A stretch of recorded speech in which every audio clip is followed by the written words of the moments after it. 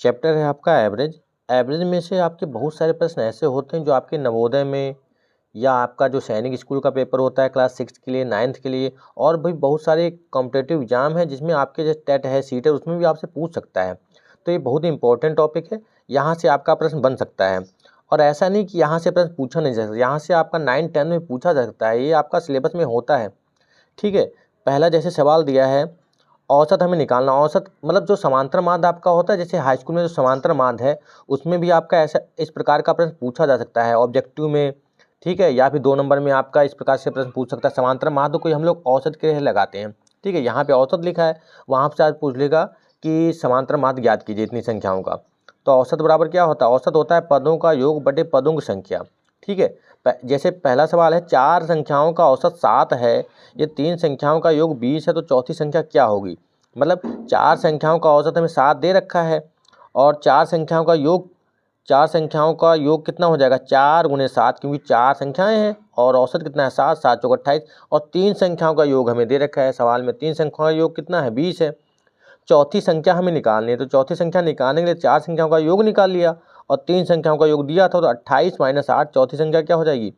चौथी संख्या हो जाएगी 8। तो ये हो जाएगा इसका आंसर।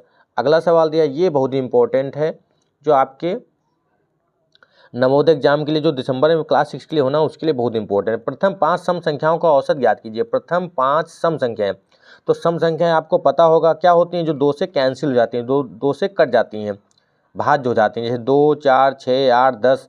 अगर विषम होती तो 1, 3 जो 2 से नहीं कटती हैं। ठीक है, अभाज्य होती, वो भी आपको पता होना चाहिए।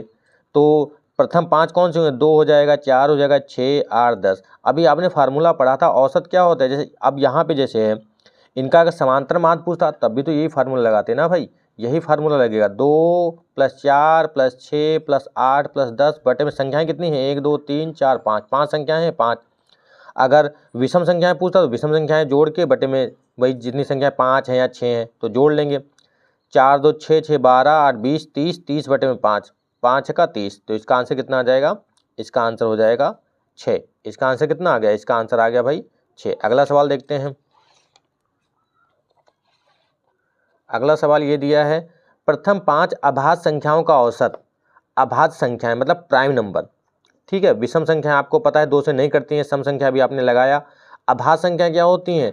जो जिसका फैक्टर सिर्फ 1 हो, वो संख्या खुद हो, स्वयं वो संख्या होनी चाहिए।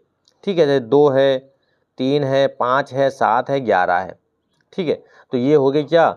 ये विषम नहीं है, ये अभाज्य संख्याएं हैं। ठीक है, ये हैं अभाज्य संख्याएं, क्योंकि 2 जो है वो सम होता है।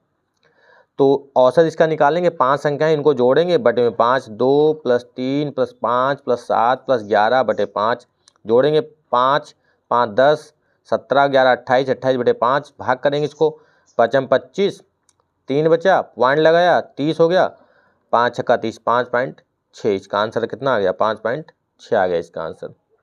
अगला है, 3 के प्रथम 5 गुणजों का औसत क्या होगा? ये भी बहुत अच्छा सवाल, बहुत ही इंपॉर्टेंट है। 3 के प्रथम 5 गुणजों का औसत क्या होगा? गुणजों का औसत, इस प्रकार का प्रश्न आपका समांतर श्रेणी में भी इस प्रकार का आता है कि इतने इनके गुणजों का योगफल ज्ञात करना होता है उसमें। ठीक है, उसमें गुणज पूछता है, तो गुणज पर 3 के गुणज, 3 का टेबल आपको पढ़ना, 3 का पहाड़ा पढ़ना। 3, 6, 9, 12, 15, 5 हैं, 5 लिख लिया। औसत निकालना, सबको जोड़ेंगे बटे में 5। ठीक है, तो यहाँ पे क्या हो जाएगा? यहाँ पे इसका हो जाएगा 3 + 6 + 9 + 12 + 15 बटे 5, सबको जोड़ेंगे। जब सबको जोड़ेंगे तो क्या हो जाएगा? 6, 3, 9। ठीक है, 9, 9, 18, 18, 12, 30 और 15, 45 बटे 5। 45 बटे 5 का मतलब 9 बचे 45। इसका आंसर कितना आ गया? इसका आंसर आ गया 9। ये हो जाएगा इसका आंसर। अगला सवाल है, औसत ज्ञात कीजिए। विद्यार्थियों की ऊंचाइयां क्रमशः 30, 40, 50, 60, 70 सेंटीमीटर है। इसका औसत निकालना, सिंपल सा पूछ लिया आपका। सबको जोड़ेंगे, 5 विद्यार्थी हैं, पाँचों को जोड़ेंगे।